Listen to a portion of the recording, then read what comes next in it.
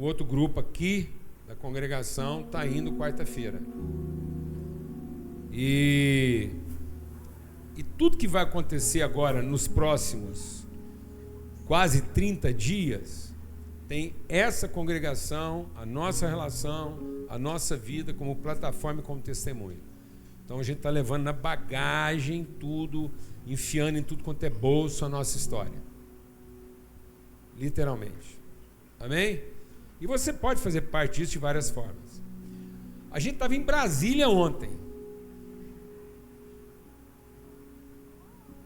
Aí a gente fez um esforço, tá? Voltando de Brasília, inclusive para estar com a família numa celebração. O esforço todo foi assim, só estar presente numa celebração de amizade da família. Tem gente que falou assim, a hora que você vai chegar lá, metade não vai estar nem lúcido lá do povão que está reunindo lá para... Eu falei, não, mas aí vai ficar bom, porque eu não quero nem que as... Presta atenção no que eu tenho que falar, eu quero só que eles abraçem. Não tem nada abraço mais bom do que de quem já foi. E aí eles viram amigos de todo mundo. Olá, bom te ver. Aí, baba, não sei, saudade. Aí, maravilha, correr para o abraço. E é literalmente isso. Você viu que todo o esforço foi para estar em família, né? Paramentada, a Lana poderosíssima, cowboy, chapéu de feltro preto. Todos os meus anos eu nunca tinha visto ela assim. Nem quando eu tocava roça. Nem quando eu mexia com fazenda, a Lana vestiu um chapéu, mas pela família ela fez isso. Então. E aí, só que é o seguinte, só que o nosso voo... Esse Goiás surpreende a gente demais. Ontem eu chegando lá, porque a festa era a caráter, uma irmã chegou para mim e falou assim, pastora, você está daquele tipo de fazendeira que quando chega no lugar, a pessoa fala assim, abre a porteira que ela vai comprar 2 horas de boi passando. Eu falei assim, isso eu não conhecia não, mas isso é o que a gente fala no meio do povo muito rico.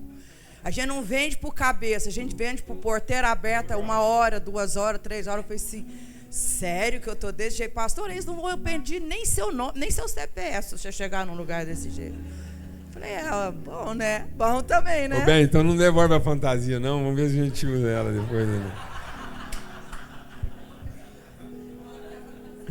Quem sabe? Nós não pagamos essa fantasia aí.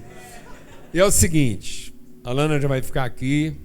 E é o seguinte, só que o nosso voo decola de Brasília. Então eu e a Lana temos que estar no aeroporto no máximo 3 horas da tarde. E todo esse esforço é para estar em família. Senão não faria sentido. E aí a gente quer também que vocês orem por nós, nos enviando. E junto está indo lá o Mateus... Está indo o Luca, vem cá, Luca. Olha a nossa caravana missionária aqui, multigeracional. O Luca está indo lá para o Japão, representar tudo que está acontecendo aqui. Eles vão na quarta, porque eu estou saindo hoje para estar amanhã à noite em Edimburgo. E Edimburgo é uma colheita de algo que todos têm testemunhado aqui, é uma colheita de 30 anos. Em que há quase 15 anos atrás, um homem lá do Rio Grande do Sul creu na palavra que a gente compartilhava, entregou a vida por Edimburgo, lugar assim, pedreira. É a Scotland, o lugar da escuridão. E lá ele entregou a vida e ele foi o primeiro estrangeiro a ser reconhecido como ministro batista da denominação batista escocesa. E não só isso, depois ele também foi o primeiro estrangeiro a fazer parte do conselho da denominação batista escocesa. E amanhã a gente chega lá, porque terça-feira vai ser a primeira vez que um estrangeiro, ordenado pastor batista pela Escócia, vai abrir uma sessão solene do parlamento escocês. E a gente vai estar junto lá, se Deus quiser.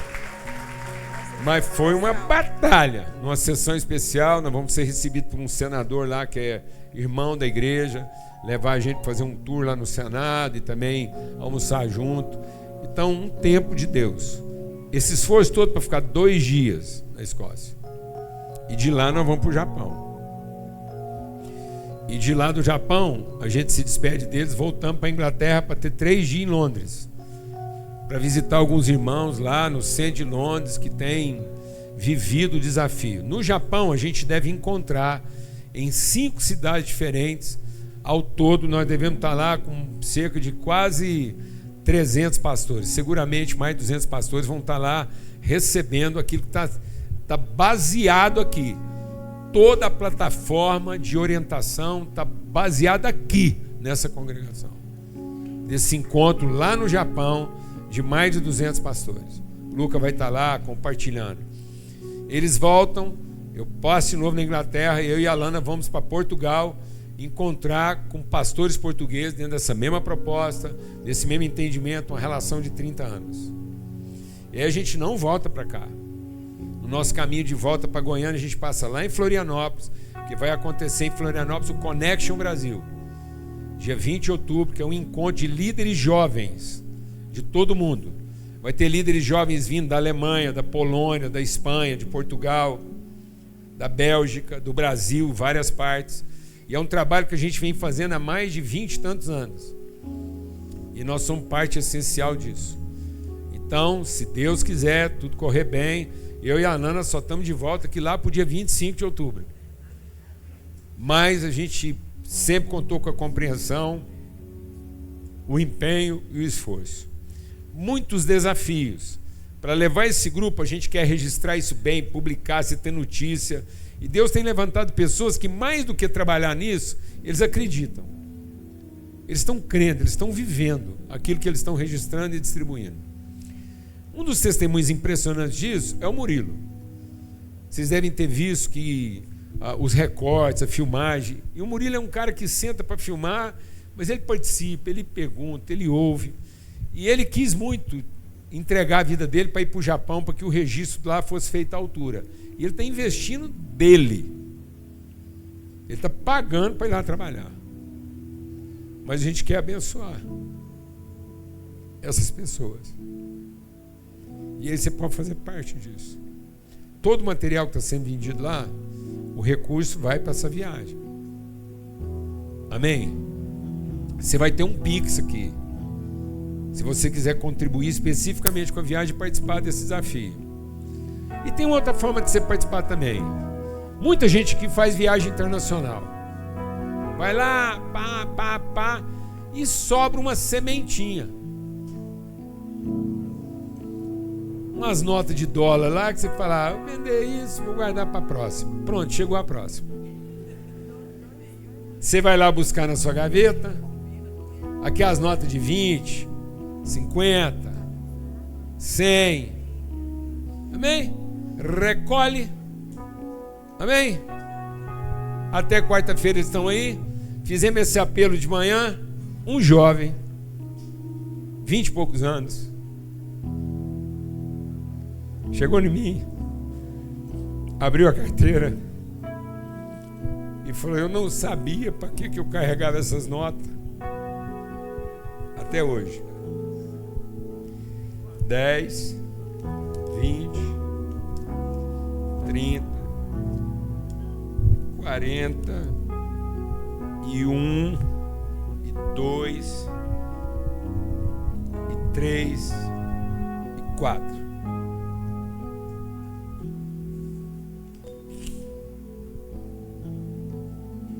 Isso vale muito. Ele rapou o tacho. Amém, irmãos? É esse o Espírito. Viu, Luca? A semente. Você nunca pôs a mão em $44 tão poderoso igual você vai pôr nessa viagem. Uma vez eu estava falando sobre isso numa tenda de lona no bairro mais pobre da nossa cidade, para a nossa primeira viagem para a Europa. Uma mulher saiu no meio do culto, foi na casa dela buscar meio quilo de feijão. Nossa primeira semente. E ela falou assim: eu não quero ficar fora disso. E é o que eu tinha em casa para participar. Rapaz, você nunca comeu um feijão mais poderoso que aquele. Fazer esse feijão lá na Escócia, você não tem noção. Ainda mais que o bairro chamava São Jorge, mas isso é uma história para outro dia. Um feijão do São Jorge para o Reino Unido, só Jesus na causa. Então você vai orar, a gente vai ser enviado e depois nós vamos conversar um pouco sobre o tempo que a gente vai ter aqui agora. Amém? Queria repartir os 3 versículos que norteou essa semana nossa, né? Ontem a gente estava fazendo uma resenha, eu, o Mateus e o Dani. Pensa se o Dani vai ficar triste, Deus deu branco.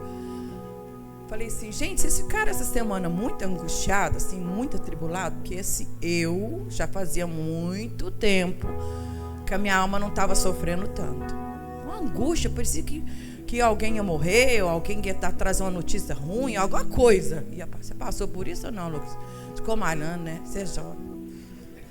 Deus me lembrou esses 3 versículos e eu passei a semana inteira, até desde ontem eu falei, bem, eu acho que Deus não quer me levar para essa viagem. Eu não vou, não foi isso, Mateus? Não vou, porque a gente comprou a passagem ontem. Não vou, pode falar que eu não vou. A foi comprada ontem. Não vou, eu não estou em paz. Seu pai pode morrer, tem um dos nós dois aqui, minha irmã está muito doente, não vou ficar. Mas os meninos e a palavra de Deus falando, é tempo de colheita, vai, seus olhos precisam ver. E aí Deus me deu lembrança desses 3 versículos ontem, voltando de Brasília. E eu quero compartilhar. Porque eu acho que assim como nós estamos chamando a existência e parindo algo espiritual, você também está. Lá na sua casa, no seu trabalho, na sua empresa, na sua família. A nossa vida tem que chamar a existência o que é espiritual. Porque então não tem sentido. E aí esses versículos disseram assim, me lembraram ontem, e eu vim caladinha de Brasília. Pois livraste da morte a minha alma, das lágrimas os meus olhos, da queda livraste os meus pés. Andarei na presença do Senhor na terra dos viventes. Eu cria ainda que disse, estive de sobremodo muito aflito. Eu disse a minha perturbação, todo homem é mentiroso. Que darei ao Senhor por todos os benefícios que Ele tem feito a mim? E aí, de madrugada, eu peguei esse versículo que o salmista escreveu, fui para o banheiro e falei, cantei, orei. Oferecer-te-ei sacrifícios de ação de graças e invocarei o teu nome, Senhor, e cumprirei a tua vontade até o fim. Até o fim. Amém? Então a gente queria orar por você, que você tenha essa dimensão espiritual. Não foge, não retrocede, fica firme. Se o Senhor está te dizendo, fica firme. Porque os nossos olhos têm visto, amém? De fé em fé nós temos isso. E eu queria agora orar por nós, por você também, e vocês vão orar por nós.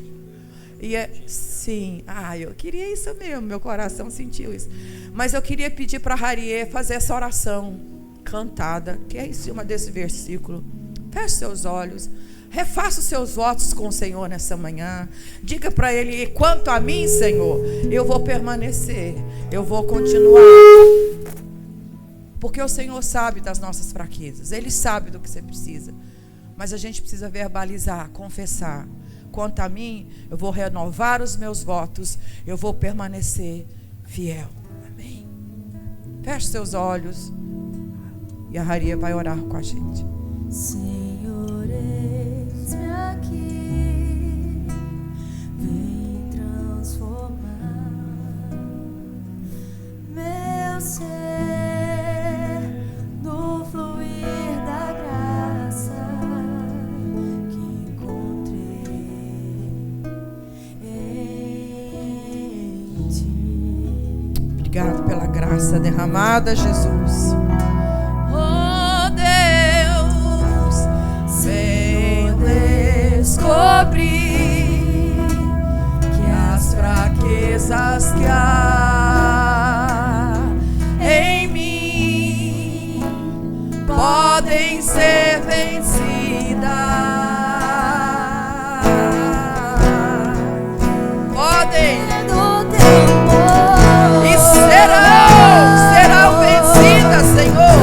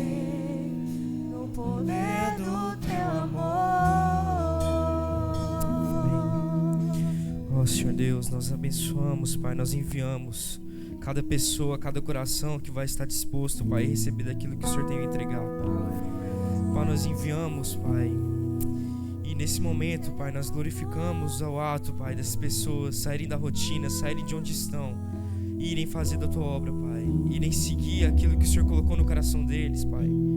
Pai, nós vemos aqui exemplos de pessoas, Pai, que deixam tudo de última hora para seguir o Teu caminho, Pai. Que esse exemplo, que esse envio, Pai, seja fruto no nosso coração, Pai. Seja algo que venha frutificar. Ó Pai, nós enviamos e que cada momento ali, Pai, venha trazer uma semente.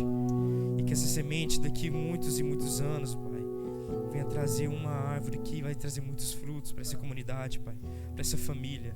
Nós enviamos cada pessoa, Pai, debaixo da Tua graça, Pai, crendo que eles estão sendo guardados a cada segundo, Pai, da sua vida, crendo que eles estão sendo preparados para algo muito maior, Pai, no Teu reino. Oh Pai, eu agradeço nesse momento a vida de cada um e o envio em nome de Jesus. Nós como família, Pai, nós como comunidade, nós enviamos, Pai, em nome de Jesus, em nome do Pai, do Filho e do Espírito Santo, Pai, nós enviamos em nome de Jesus, oh Pai. Bênção, graças a Deus. Eu queria compor uma mesa aqui agora e introduzir um assunto. E aí, como a gente está familiarizado com esse assunto, a gente vai deixar, vou introduzir, vou pedir licença. Não é arrebatamento, igual foi com Jesus. Vocês vão ver eu saindo mesmo. Mas eu queria compor essa mesa com o Cláudio, e com o Mateus e com o Luca. Luca, pega um banquinho ali, eles vão ajustar as cadeiras ali, e você senta lá, põe aquele banco lá na ponta lá. Põe lá, porque o banco é mais alto, você põe ele embaixo, você fica na mesma altura lá, e sem, aquele banco lá. Presta atenção no que eu vou ler aqui, rapidamente, vou deixar só introduzir o assunto, não vou gastar nem 5 minutos para isso. Mas você vai abrir sua Bíblia lá em Romanos 8.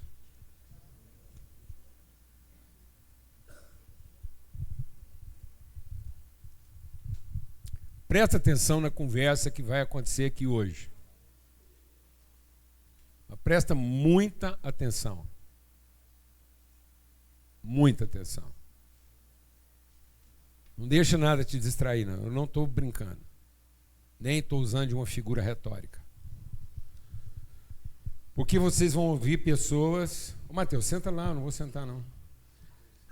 Vocês vão ouvir pessoas que vão compartilhar com autoridade. Cada um com autoridade naquilo que é a sua área. Aqui, você vai ouvir, não é suposição. Não é palpite. Não é alguém falando o que acha. É a vivência de cada um, entrega da forma mais inteira. Aqui em Romanos diz assim, ó. Romanos 8. 18. Considero que os nossos sofrimentos atuais não podem ser comparados com a glória que está para ser revelada. A natureza criada aguarda com grande angústia. Há uma angústia envolvendo a criação.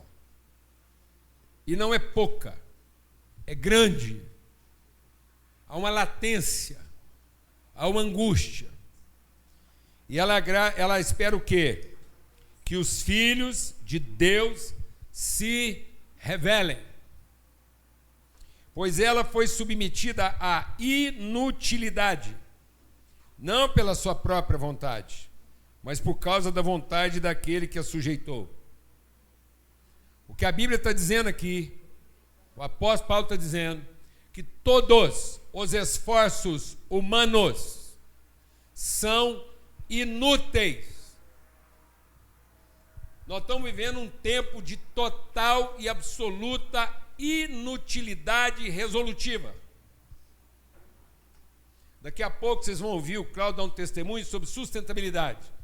Quando a gente foi trabalhar junto lá no projeto lá da empresa deles, falar sobre sustentabilidade, todo lugar que a gente ia falar sobre sustentabilidade. Todo lugar. As pessoas achavam que nós íamos falar de natureza e água. Garantir água limpa e natureza. Isso não é sustentabilidade. Isso é viabilidade. Não tem nada mais estúpido nas nossas estratégias do que o esforço da viabilidade, pensando que isso é sustentabilidade. Uma das maiores cidades do mundo, São Paulo, com todos os problemas de uma megalópole, quase 20 milhões de habitantes, problema de água, natureza, poluição, pega todos os problemas, tudo de ruim que tem em São Paulo. Você quer transformar São Paulo num jardim, água limpa, cristalina, ar puro, passarinho cantando, periquito, bem-te-vi, beija-flor, abelha fazendo mel. Quer? Tira todo ser humano que mora em São Paulo. Tira os 20 milhões de seres humanos que moram lá. E larga aquilo à sorte. Entrega aquilo para o seu destino. Não gaste um centavo na recuperação de São Paulo. Só tira o ser humano que está lá dentro. Volta lá daqui 500 anos.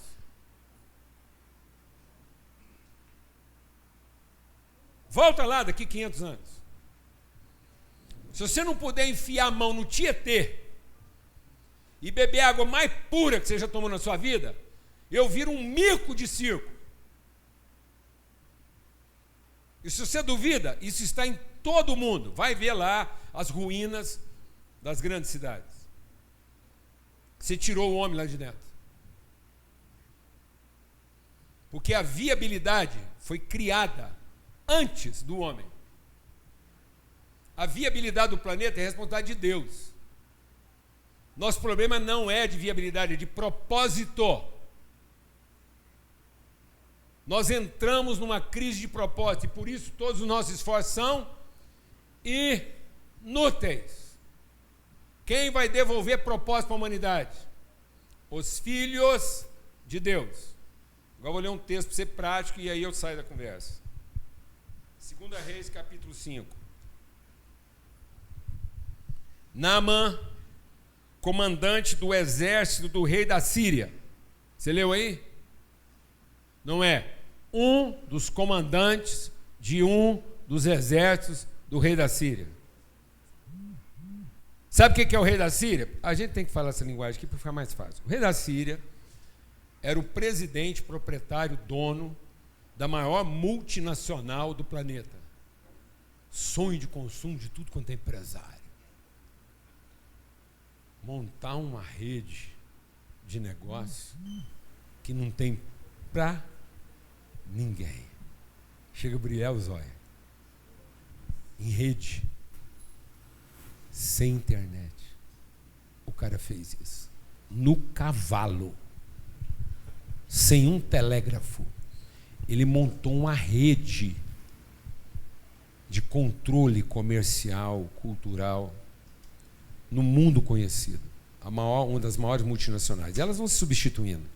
Os persas, os sírios, e vai por aí afora. O Naamã era o CEO. Cara com poder para fechar, abrir, sonho de consumo. Agora você pensa, você acha que você é um cara organizado? Com um celular na mão e um computador? Vai tomar lição com o rei da Síria, rapaz, que conseguiu esse padrão de organização, padrão de qualidade do outro lado do planeta, o mesmo padrão de qualidade do outro lado do planeta, todo mundo rezando a mesma cartilha, um cara montado a cavalo, mantendo esse padrão. Você acha que a Síria era desorganizada? Não. Você acha que faltava planejamento? Não. Senta lá, toma lição e aprende. Só que o CEO dessa empresa tinha um problema grave, íntimo. Ele era leproso. A lepra não impedia ele de ir para a guerra, mas a lepra criava para ele um constrangimento íntimo, de modo que ele não podia ficar pelado nem na frente da mulher dele, para não ser humilhado na sua vergonha. Nada parecido com o que a gente está vivendo hoje. Esse era o problema da lepra. Um dano moral, um tipo de patologia que afetava a alma, porque enchia de vergonha. E a pessoa não só se protegia pela vergonha, como queria proteger os outros pelo contágio. Como muitos homens e mulheres hoje. Não basta a vergonha da perturbação íntima que eles estão vivendo, eles têm que esconder sua intimidade para não gerar outros perturbados igual ele. Isso está acontecendo aonde? Numa empresa falida, que está com o nome no protesto, cheio de duplicata para pagar? Não, isso está acontecendo na vida da casa do CEO da maior empresa da época. A gente não tem ilusão, amados. Vou te falar quem resolveu o problema.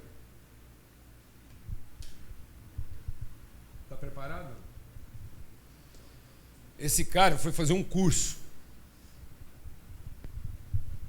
um treinamento. Naamã ficou sabendo que estava tendo uma conferência sobre liderança eficaz. 50 pau por pessoa. E ele pagou, ficou lá 3 dias, a mente dele foi iluminada, ele voltou e falou: gente, como é que eu não pensei nisso antes? Não, vou te falar, quem curou Naamã?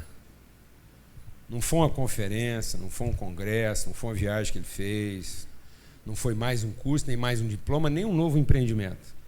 Lá na casa dele trabalhava uma menina.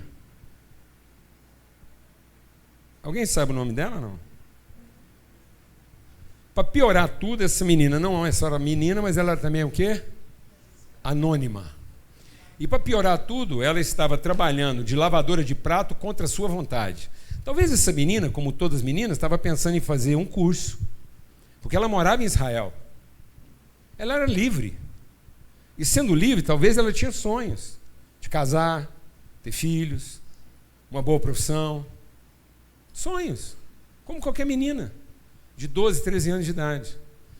Só que diga comigo, motivo de força maior. Motivo de força maior. Uma potencial médica, advogada, engenheira, bailarina, musicista, vai fazendo a lista. Por motivo de força maior,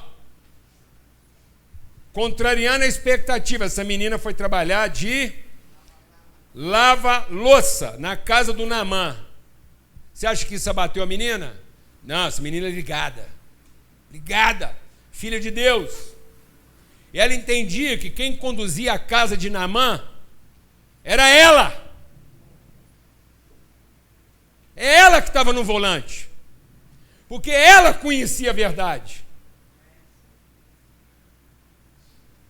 E aí, quando ninguém conseguia resolver o problema do Naamã, ela falou assim: eu conheço um cara que se o Naamã for lá, resolveu.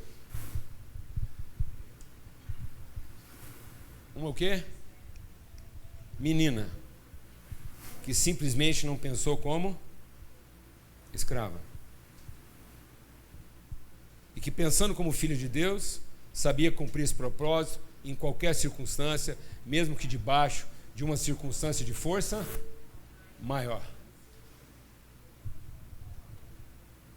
Uma lavadora de prato que nunca parou de pensar que era o quê? Uma filha de Deus. Quando você entra num táxi, 3 horas da tarde, quinta-feira, cheio de conta para pagar, a reunião mais importante do seu dia, chamou o Uber, já para não ter que estacionar seu carro. O Uber está atrasado e você contando ali os segundos. Quando você finalmente entra no táxi ou no Uber, quem está conduzindo quem?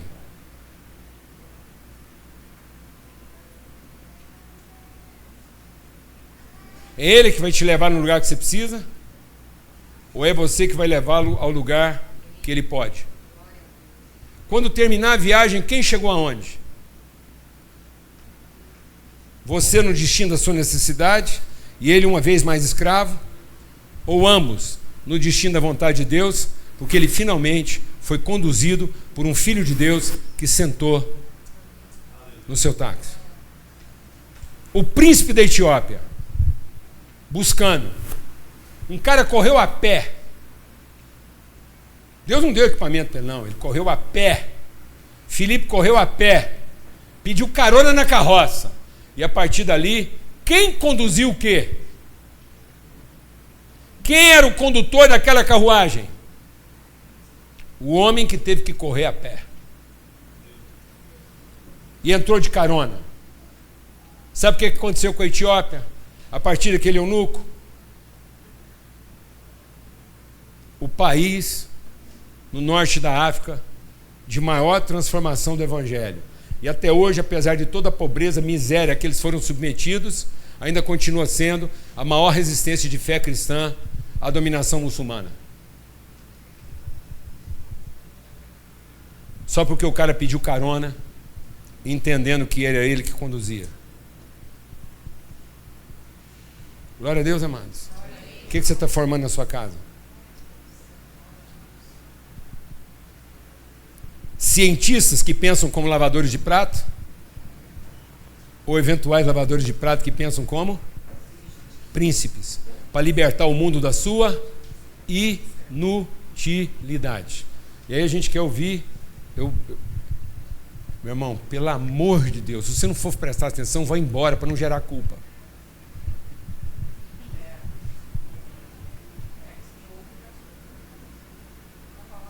Fica com a sua ignorância. Nós vamos ouvir pessoas aqui que estão lá. O Cláudio está dentro do sistema de ensino. Um professor reconhecido, trabalhou nas principais instituições, vive. Ele vai contar casos aqui, que você não acredita. O Mateus está lá convivendo com a juventude. Nós temos aqui o case. Certo? O cara aqui que incorpora e todo mundo fazendo você acreditar que você só vai ser feliz se não for lavador de prato.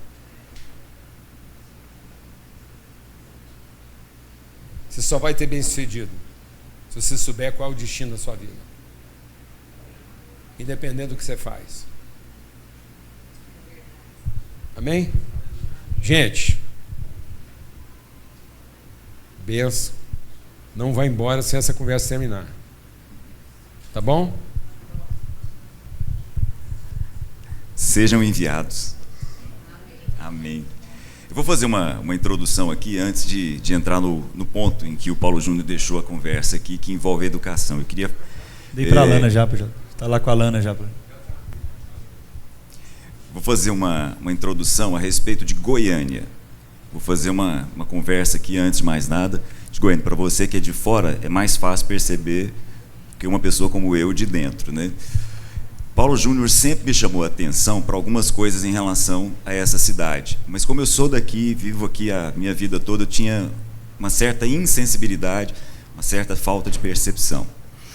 Mais recentemente, eu comecei a prestar mais atenção e olhar com um pouco mais de cuidado as cartas que Jesus escreve para as cidades que estavam lá atrás, na chamada Ásia Menor e hoje a Turquia. Por acaso, coincidentemente, dentro disso, nós acabamos de chegar de lá, porque um amigo, uma vez me ouvindo falar dessa mensagem, me convidou para ir até lá. E aí eu fiz o passeio com ele nas 7 cidades que foram os locais das 7 igrejas de Apocalipse. Uma delas, por exemplo, que é Éfeso, era uma cidade muito grande. Quando Jesus escreve a carta à igreja, ele diz: a igreja que está na cidade de Éfeso.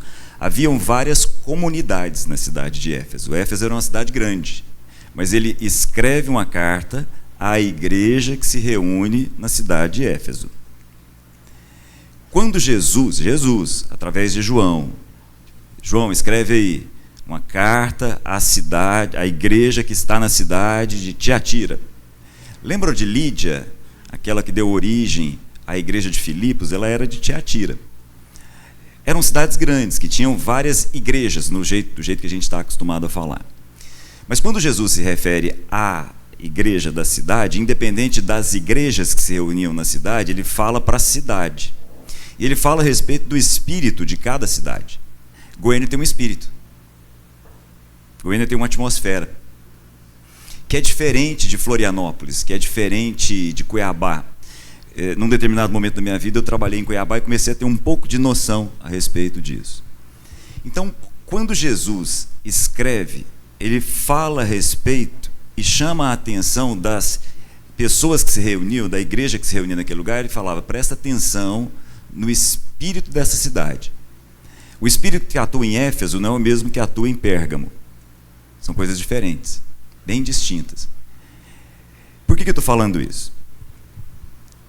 Quando eu vou aqui no Verdurão, aqui do lado, já comentei isso com a Luciana, me chama demais a atenção as meninas do caixa, a unha dos pés e das mãos, o cabelo, cílios, maquiagem. A opressão sobre as mulheres aqui em Goiânia é muito grande. Muito grande. Aí quando a gente pensa nos jovens, e aí eu entro no assunto que o Paulo Júnior deixou em aberto, eu me lembro do período em que eu trabalhava mais diretamente com as escolas e percebi um espírito muito pesado, opressor sobre os jovens, na verdade sobre as famílias. E à medida que o tempo foi passando, eu fui percebendo que na verdade é o mesmo espírito, um espírito de performance, um espírito que quer colocar as pessoas sempre num nível de atividade muito grande, em busca de performance, mas não de propósito. E aí eu me lembro, era esse o ponto que o Paulo Júnior comentou, eu me lembro uma vez, já não estava mais diretamente ligado ao dia a dia das escolas, e uma diretora, grande amiga, me convidou para ir falar a respeito de sustentabilidade na escola, porque, inclusive, o Paulo Júnior participou disso. Nós desenvolvemos um projeto que envolvia sustentabilidade, um projeto de moradia que envolvia sustentabilidade, e que acabou recebendo uma série de reconhecimentos fora do Brasil, inclusive, e aí a diretora falou: Cláudio, estou vendo aí que você trabalha com sustentabilidade, você podia vir aqui dar uma palestra a respeito de sustentabilidade para os jovens? Para a turma que está aqui, vou reunir os jovens de 3º ano, pré-vestibular, no auditório, você fala de sustentabilidade. Eu falei: tá bom, falo de sustentabilidade. Mas deixa eu te perguntar uma coisa, o que você acha que eu vou falar? Sobre o que você acha que eu vou conversar com essa turma ao falar de sustentabilidade? Ela falou: ué, você vai falar de água, né? De água potável, você vai falar de mico-leão dourado, né? Você vai falar dos animais, da fauna, da flora. Eu falei: não. Se a gente for ter uma conversa com os jovens a respeito de sustentabilidade, não é sobre isso que eu vou falar. Ela falou: não. Eu falei: não. Então sobre o que vai ser? Aí eu perguntei para ela: você acabou de entrar nessa escola aqui, tem pouco tempo, né? Aí perguntei assim: você está aqui por dinheiro? Ela falou: não, estou pelo projeto pedagógico. Eu fiz a pergunta já sabendo da resposta, eu a conheço. Não, estou pelo projeto pedagógico, inclusive eu ganho menos aqui do que eu ganhava na outra escola. Falei: então você está aqui porque você tem um propósito a partir de um projeto pedagógico que você acredita? Ela é. Falei: então, é sobre isso que eu vou conversar com os meninos. Você abriu mão de uma certa viabilidade em função de uma sustentabilidade. Ela: como assim? Você está aqui porque você encontrou um propósito no lugar onde você está. Então, se você quiser, eu vou conversar com os meninos a respeito disso. E fui. Eu avisei ela antes, ela avisou os diretores que estavam lá.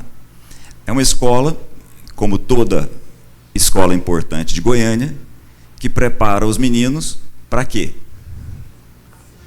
para passar para a medicina. Até porque a escola precisa disso, para ser caracterizada como uma boa escola. Ou, em alguns casos raros, prepara para o ITA e para o AMAN.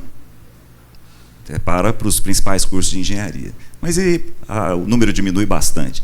Mas eu fui professor de uma escola que recebeu, em determinado momento lá, uma carta do ITA, como a escola que mais enviava alunos para o ITA no Brasil. Goiânia. Isso é Goiânia. Goiânia é a cidade com o maior número de cirurgias plásticas do país. Goiânia é a cidade que tem mais pós-graduação espalhada pelo país. Goiânia é a cidade que tem a maior quantidade de academia por cabeça, per capita. Também é a cidade que tem mais farmácia por aí. Também tem igreja. Muita igreja.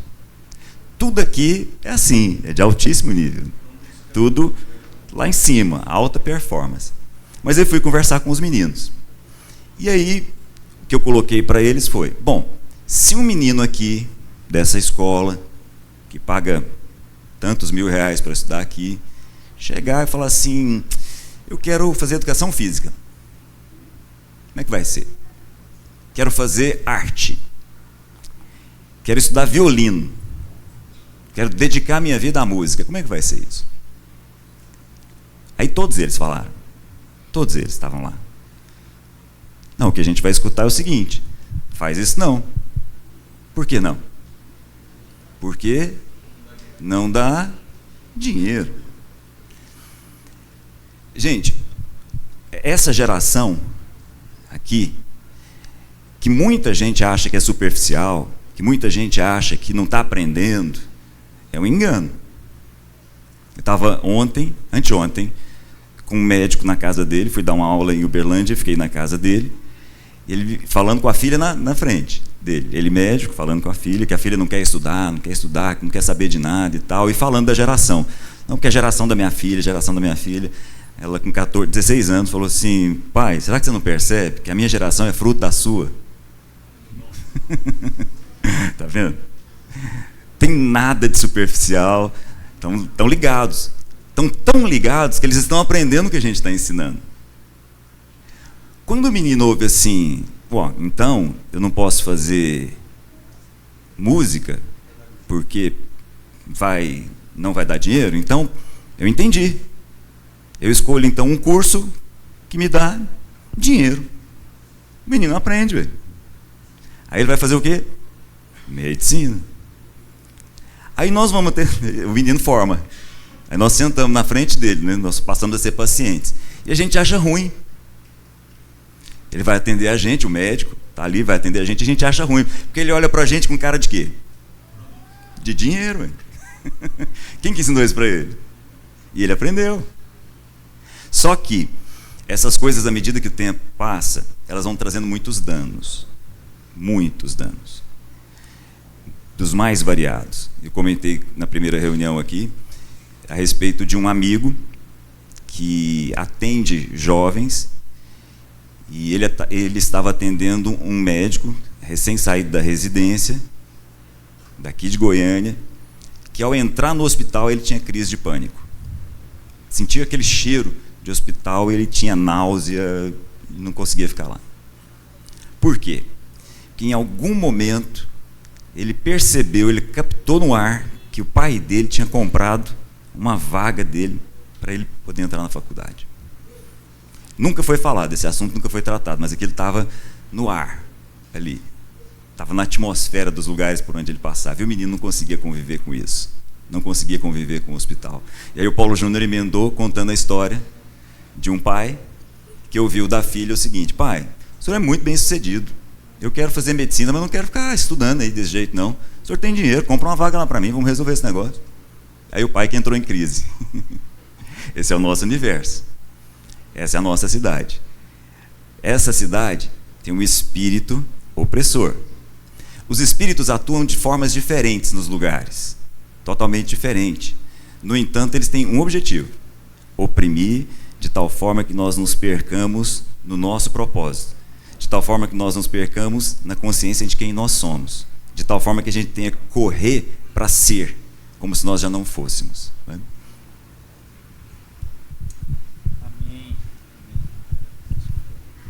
Amém. Nesse mesmo espírito, enquanto nessa reflexão da manhã a gente estava aprendendo com Paulo Júnior e com Cláudio, eu fui ali impelido a compartilhar um testemunho daquilo que a gente está vivendo aqui como igreja, né, como Alfamol. E tem 2 anos já que a gente foi criando algumas culturas dentro do nosso povo, né, a nossa família. A gente, todo nosso encontro, a gente lembra quem está chegando que nós somos uma família, né? E são 3 pré-requisitos, 3 respostas que você tem que dar quando você chega a primeira vez aqui no Resenha. E eu estou vendo muita gente aqui do Resenha, então nós vamos fazer junto aqui. O que é a primeira coisa? Então agora vamos fazer, porque a gente ensaiou, não, vamos fazer todo mundo junto. 1, 2, 3. Então todo mundo que chega, seja um senhor de 90 anos, se ele... é a avó que trouxe, sentou, a pessoa responde o nome, a idade e o sonho. E é interessante, como o Cláudio disse, né, por não ser daqui, a minha chegada em Goiânia me acendeu muitas percepções daquilo da minha localidade. Então a primeira coisa que eu preciso chegar no lugar é primeiro entender a língua, por mais que todo mundo aqui fala português, mas a língua do mineiro é uma, a língua do carioca é outra, a língua do goiano também é outra. Parece que não, mas é. O jeito que fala, a forma como constrói é diferente. E tentar discernir o espírito da localidade, né?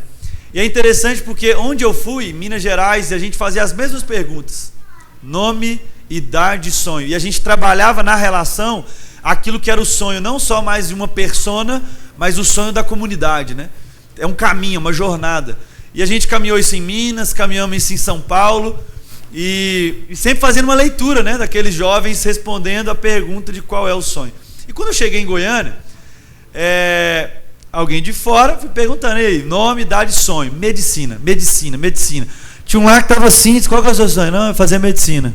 E voltava e disse: não, esse irmão é um nerd, né? E tá tudo certo, o mundo também é dos nerds, amém? Tem muitos aqui, inteligente, o cara gostava era de jogo, construir jogo, tecnologia e tal, mas olhava assim e falava: fazer medicina. E é interessante porque depois de 2 anos caminhando, hoje, quem fala que é medicina, passa vergonha aqui. Então aqui a gente usou, os meninos estão aqui, estão rindo na hora, porque é verdade. Aqui quem fala medicina, meu irmão, o trem fica assim: meu Deus, a gente está tendo que fazer até o revés. Não, tá tudo certo fazer medicina. Minha esposa vai estar fazendo medicina, tá tudo certo. Não é, o problema nunca foi com a medicina, mas com essa cultura, né? Ao contrário. Mas com essa cultura. Então, assim, hoje a gente tem visto muitos jovens. Eu lembro de um dos encontros que marcou muito aqui em Goiânia, que um jovem voltou no outro encontro. E ele falou o seguinte: ele primeiro respondeu que ele não tinha sonho, no outro ele falou: não, eu tenho um sonho sim. Eu queria compartilhar com você meu sonho. E ali a gente conversou sobre sonhos. Eu lembro também de uma outra jovem que me perguntou, falando assim: não, Mateus, eu falei que era medicina, mas nem é medicina, isso é que meus pais estão falando. Eu estou gostando mesmo da área da educação. Eu gosto de ensinar, eu gosto de falar, eu gosto de pegar um trem. Quando eu vou fazer uma prova, eu dou aula para mim mesmo, para poder fazer prova. E nós temos vivido um tempo muito precioso aqui no Resenha, aqui como a Sal da Terra Alfamol, e os sonhos têm sido mudados. E não é que o sonho mudou, porque essa pergunta é muito séria. Quando a gente pergunta qual é o seu sonho, e a pessoa responde fazer medicina, é uma redução muito forte. Eu gosto quando me responde o seguinte: eu quero ser médico, eu quero ser cirurgião, eu quero ser uma doutora de criança. Desculpa o asterisco que eu vou fazer aqui, mas eu lembrei de um negócio.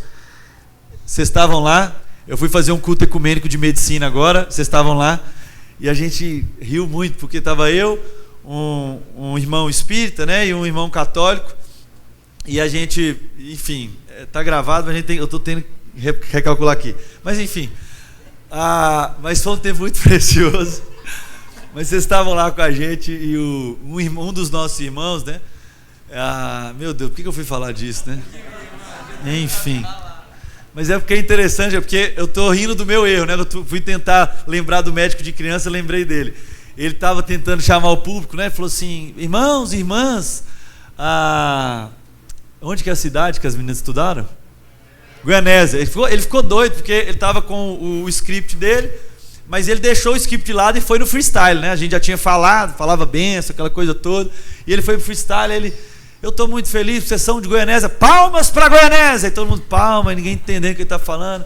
Então, porque estamos aqui com esses jovens, estudar lá em Goianésia, palmas para Goianésia e tal, o pessoal começou tentando entender o que esse cara quer falar, né?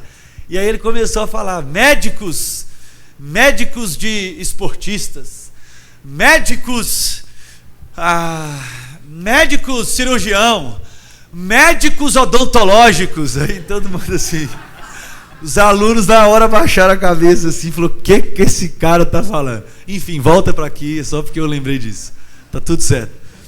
Mas é muito forte isso, porque quando a gente pergunta qual é o seu sonho, fazer medicina não é sonho de ninguém não, gente. Meu sonho é fazer isso, fazer aquilo, não. Nós precisamos, como família, ressignificar aquilo que nós podemos sonhar como casa. Tem muitos pais, e o Cláudio usou esse exemplo aqui no primeiro encontro, ele encontrou muitos jovens, e encontrava lá no pré-vestibular, jovens falando o seguinte, não, meu pai, ele é empresário, mas ele não quer que eu cuide da empresa dele, não. Ele quer que eu faça medicina. Não, meu pai é dentista, mas ele não quer que eu faça odonto de jeito nenhum. Não, meu pai, ele é um advogado e ele assim, pelo amor de Deus, advocacia, direito, você não vai estudar de jeito nenhum. Isso é o que eu mais encontro com os pais aqui. E a gente fica pensando, né? Esses dias eu estava conversando, esse tempo, uns 3 meses, a gente estava conversando com o Pedro, né? E o Pedro falando do amor e da paixão dele pela música e como ele pode. E é assim, eu não estou expondo nenhuma família, nem a minha, nem a sua, não, meu irmão. Mas quantos de nós, pais, ao conversar com os nossos filhos, a gente se esquece da plataforma que a gente criou, para que eles pudessem o quê? Viver a plenitude dos seus sonhos. É inspirador quando eu vou sentar com o Thales, lá no negócio dele, e perceber no seu filho um envio para um outro lugar, para entender a parte da tecnologia, a cara dele. O Lucas, quando está lá, ele está no pleno exercício da vocação, mas o Thales podia falar, pelo amor de Deus, a empresa que eu criei aqui, você tem que tocar. Eu nunca vi na conversa nossa o Thales levando para esse lugar. Ao contrário, quando o filho dele tem que ir embora, quando ele tem que vir para cá passar férias, ele vem trabalhar para aprender os valores, mas depois exercer a vocação dele. Então, a palavra que eu queria deixar para nós como igreja aqui, vamos tentar ressignificar aquilo que são os nossos sonhos, os sonhos dos filhos. Quem sabe Deus não te deu, meu irmão, olha para mim, pai e mãe aqui, em nome de Jesus, quem sabe Deus não te deu muita grana, muito dinheiro, uma plataforma maravilhosa para o seu filho, sabe ser o quê?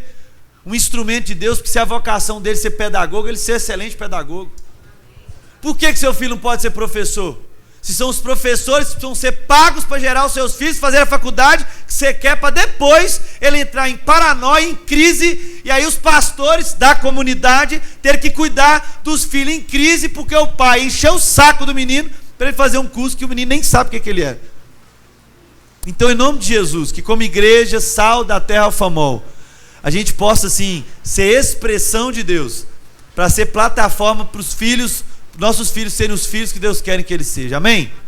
Tá chovendo aí, quem precisar chegar aqui, ó, tem lugar, tem espaço aqui, para a gente encerrar esse tempo aqui, o Luca compartilhar um testemunho. Amém, amém, eu queria só compartilhar aqui o que não tinha combinado nada, mas é o que o Paulo Júnior, o Matheus e o Cláudio falaram, resume muito o que eu tenho vivido.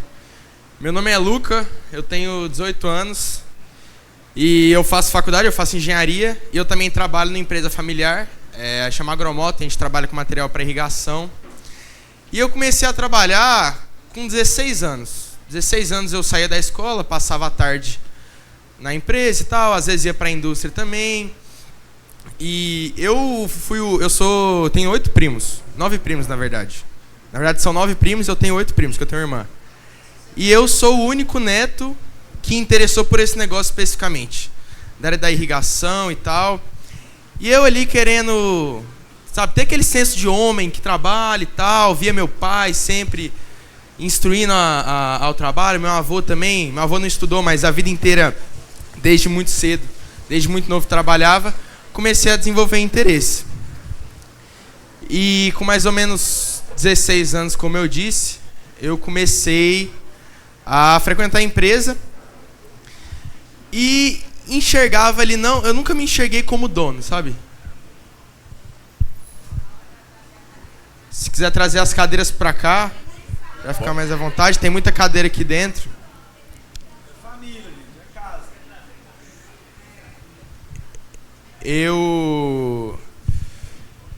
Assim, a última coisa que me incomodava muito, até uns meses atrás, e hoje eu acho que foi, nessa palavra do Paulo Júnior, na palavra que vocês dois entregaram aqui, foi ressignificado. E costurando com isso, se alguém puder abrir lá em Êxodo, capítulo 27, só para eu conseguir estruturar as ideias aqui. Êxodo, capítulo 27, inclusive foi um texto que a gente compartilhou ontem, lá no aniversário do Fernando. No versículo 20 vai dizer o seguinte: ali estava formando a Arca da Aliança e formando tipo um altar onde Deus ele ia habitar. E lá vai dizer o seguinte: ordene aos israelitas que lhe tragam o mais puro azeite de oliveira e que mantenham o candelabro aceso toda a noite com esse azeite. Arão e seus filhos ficarão encarregados de manter as lâmpadas acesas diante do Senhor todos os dias, do entardecer até o amanhecer. O candelabro deverá ser colocado na tenda de encontro, do lado de fora da cortina que está junto à Arca da Aliança. Presta atenção agora. O povo de Israel e os seus descendentes deverão obedecer essa ordem para sempre. Uma coisa que me incomodava demais era eu chegar na empresa e saber que eu era um útil. A minha única necessidade ali era entrar e ser útil. E na minha cabeça, pensando sempre na utilidade que eu tinha que ter, eu me enxergava inútil, porque a empresa não dependia de mim. Eu não era um órgão essencial para a roda girar. E de fato, ainda hoje, eu não sou um órgão essencial. Sem mim, a empresa gira tranquilamente. Talvez não vai mudar nem tanta coisa quanto eu imagino. Mas tem uma coisa que nos últimos meses a gente tem batido muito aqui na tecla, não existe nada mais inútil do que ser útil. E essa palavra ela me incomodou muito junto com o que o Paulo Júnior trouxe, porque aqui fala que os descendentes de Israel, o serviço deles é pegar um azeite puro, é pegar um combustível para manter uma vela acesa, para manter um candelabro aceso, para manter um lugar iluminado. E muitas vezes o sentimento de inutilidade vem porque eu acho que a minha obrigação, o meu dever é por conta do serviço.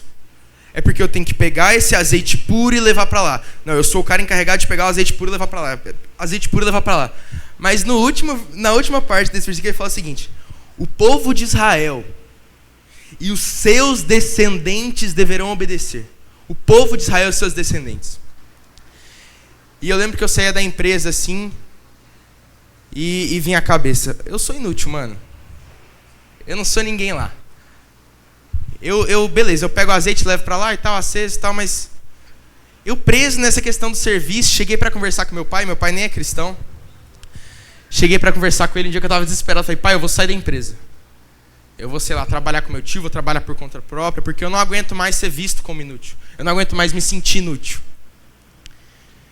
E aí ele falou um negócio que quebrou minhas pernas. Meu filho, você ainda não é dono, mas a presença do dono é importante. Quando ele falou isso aí, velho, eu lembrei de uma palavra que você fala muito. Eu sou filho de um pai. E eu estou aqui para cuidar dos negócios do meu pai. Então, aí eu fico pensando, por que Deus não escolheu um cara capacitado? Por que Deus não pegou um cara que começou a estudar a sua obrigação desde quando ele nasceu até a idade que eu estou hoje? Por que Deus não escolheu? Por que meu pai não pegou um cara muito mais capacitado para estar ali cobrindo a função que eu estou cobrindo? E hoje, falando sobre essa performance, sobre esse serviço que todo mundo vai gerando em cima dos jovens, isso deu um estalo na minha mente. E hoje eu sou livre desse entendimento do serviço. E eu sou pleno na convicção de quem que eu sou.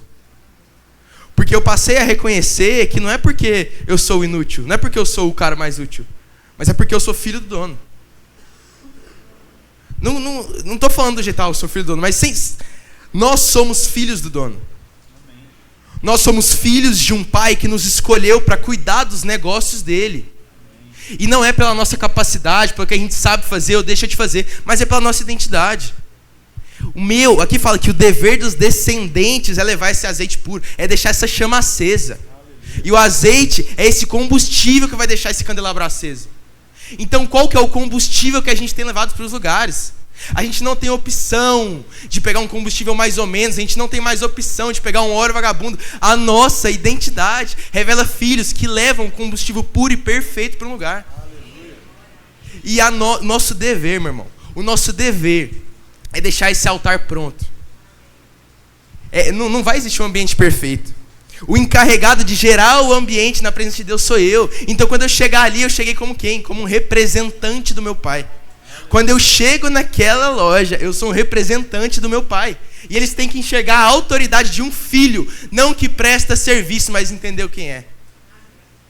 Então que hoje a gente possa estar despido, lavado, completamente assim, com nojo dessa ideia do serviço, com nojo da ideia da performance, com nojo da ideia da capacidade, e passar a crer na identidade dos filhos, passar a crer no que eles têm a entregar, como quem cuida do negócio do Pai, e está se preparando para assumir ele totalmente. Amém. Então é isso que eu tinha para compartilhar. Amém. Obrigado, Luca. Bom demais. Antes de terminar, eu queria fazer um convite a vocês. Amém. Glória a Deus.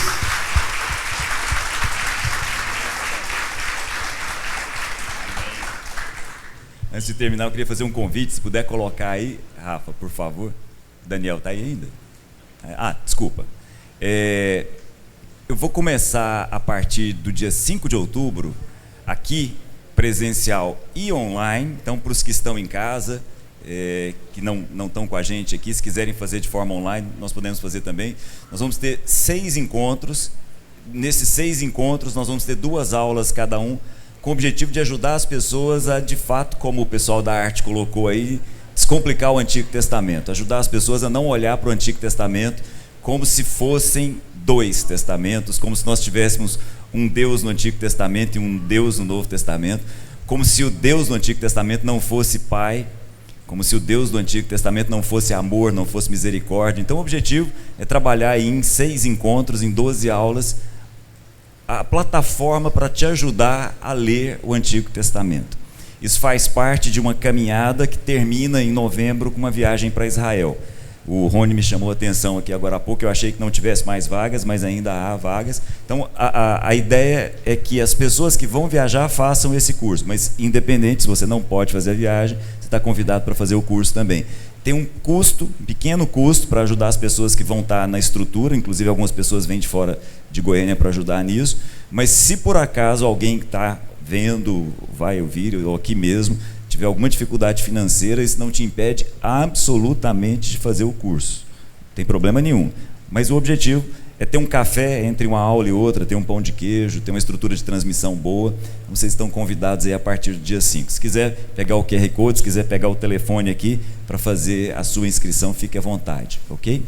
Terminando, para você que está aqui e vê essas coisas acontecendo de uma forma geral, eu queria dar um testemunho para você. E é bom que todos ouçam. O texto que o Luca leu termina na versão dele um pouquinho diferente da minha, falando a respeito da preocupação de geração em geração. Nós estávamos no acampamento, né? Nós estávamos no God Vibes, estávamos lá compartilhando, todos nós, né? Paulo Júnior compartilhando, eu compartilhei, Bebel, né? Você, muita gente compartilhando, o Ronaldo, e o ambiente era um ambiente familiar. Então a minha filha de 10 anos se sentava com a amiga dela de 9 anos e uma outra de 11 e participava de todas as palavras ali, sem nenhuma obrigatoriedade. Ela simplesmente estava lá, participava.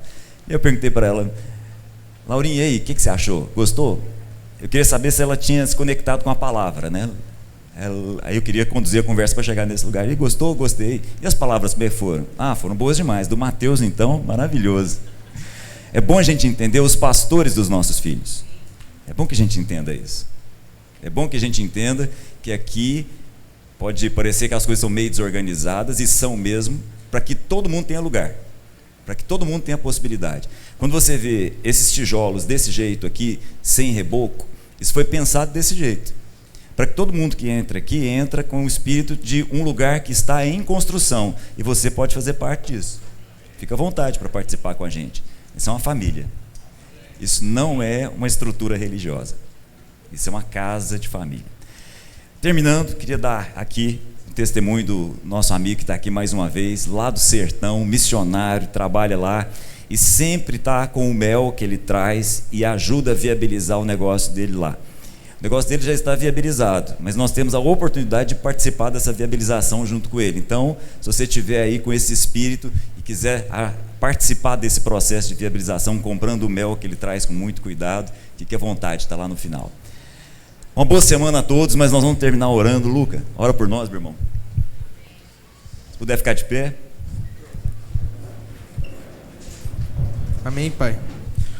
Pai, muito obrigado, porque o Senhor tem se revelado no abraço, o Senhor tem se revelado na palavra, o Senhor tem se revelado num sorriso, Deus. Que nós possamos sair daqui com o entendimento transformado.